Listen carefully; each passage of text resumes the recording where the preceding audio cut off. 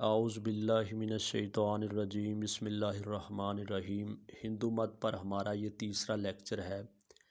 इस लेक्चर के अंदर हम हिंदू मत की जो मुक़द्दस किताबें यानी वेद हैं उनके बारे में पढ़ेंगे। तो बेसिकली हिंदुओं का जो मजहबी लिटरेचर है वो दो हिस्सों पर मुश्तमिल है। पहले हिस्से को श्रुति या श्रुति का नाम दिया जाता है, जिसका मतलब है कानों से सुनी हुई बातें, यानी जिनको सुना जाए, या वो बातें, वो अहकामात, वो तालीमात जो ऋषि जो कि हिंदुओं का मजहबी रहनुमा होता है उस पर इल्हाम की गई हूँ। तो इसमें चारों वेद आएंगे। दूसरे नंबर पर है स्मृति। इसका मतलब है रट कर याद की हुई चीज़ें, यानी जो बाप और दादा की तरफ से ऐसे नस्ल दर नस्ल जिनकी मुंतकिली हुई हो उनको स्मृति का नाम दिया जाता है। ये वेद के अलावा जितनी किताबें हैं उनको स्मृति कहा जाता है। वेद का लुग़वी मतलब है जानना, सोचना, गौर व फिक्र करना या इल्म हासिल करना। तो ये एक वक्त में इसकी तदवीन नहीं हुई, बल्कि 2000 साल के अरसे के अंदर जितनी भी उलूम और फ़नून इकट्ठे किए गए उनको वेद का नाम दे दिया गया। एक हिंदू मुफक्किर हैं डॉक्टर सरिंदर नाथ दास गुप्ता। उनकी एक किताब आ हिस्ट्री ऑफ इंडियन फ़िलासफ़ी, उसके अंदर वो लिखते हैं कि वेद अपने वसी मफ़हूम में किसी एक किताब का नाम नहीं है, बल्कि ये 2000 साल के अरसे पर फैला हुआ लिटरेचर है। तो इसको वेद का नाम दिया गया है। हर वेद 4 हिस्सों पर मुश्तमिल होता है।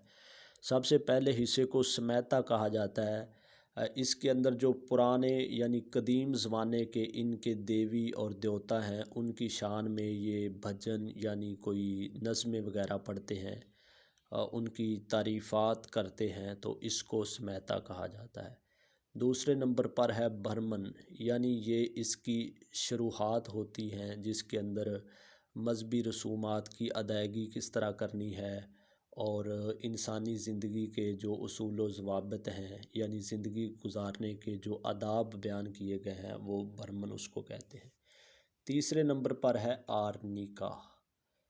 ये जंगलों के अंदर लिखे गए थे, यानी जंगलों की पुरस्कून फ़ज़ा के अंदर गौर व फ़िक्र करके और तदब्बर करके जहाँ पर मुराकबा किया गया, तो इस तरह ये एक पुरस्कून फ़ज़ा में इनको मुदव्वन किया गया। चौथा जो इसका हिस्सा है उसको उपनिषद, बाज़ लोग इसको उपनिषद भी पढ़ते हैं, लेकिन मेरे ख़्याल में इसकी जो दुरुस्त प्रोनाउंसिएशन है वो उपनिषद। ये 3 अल्फाज का मजमू है उपनिषद, जिसका मतलब है हमतन गोश होकर बैठना और राज़ व न्याज़ की बातें करना। यानी ये जो इनके ऋषि थे उनके शागिर्द इनके इर्द गिर्द हल्का बनाकर बैठकर इनसे जो बातें अक्स करते थे, राज़ व न्याज़ की बातें इनको इनसे सुनते थे, उन तालीमात को उपनिषद का नाम दिया गया है। और इसके अंदर फ़लसफ़ा वहदतुल वजूद पर भी ज़ोर दिया गया है। इसके बाद हम मुख्तसर हर वेद को बयान करने की कोशिश करते हैं। सबसे पहले नंबर पर है ऋग्वेद। इसको ऋग्वेद भी बोलते हैं, ऋग्वेद भी बोलते हैं। तो इसका मतलब है दुआ और तारीफ़ करना।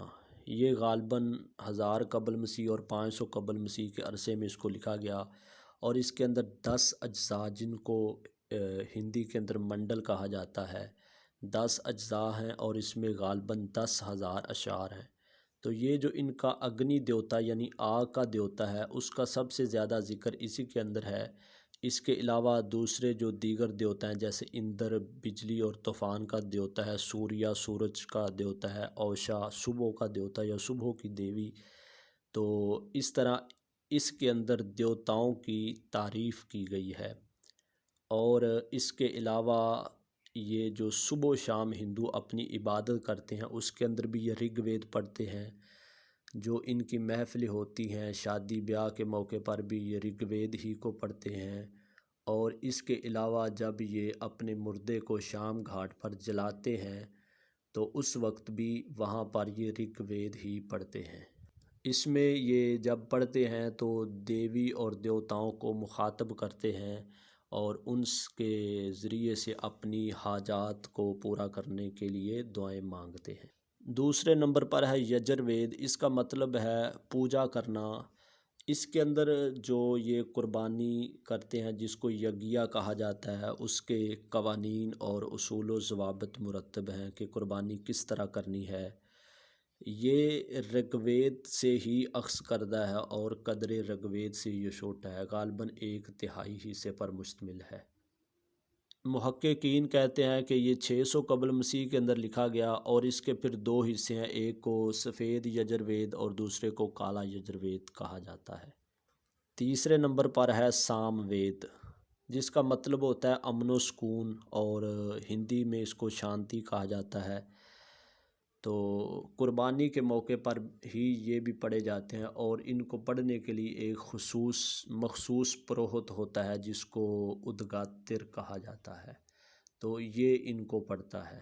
अच्छा, ये जो 3 वेद हमने पढ़ लिए हैं यानी ऋग्वेद, यजुर्वेद और सामवेद, इन तीनों वेदों के मजमूए को उलूम सलासा या त्रिविद्या का नाम भी दिया गया है हिंदू मत के अंदर।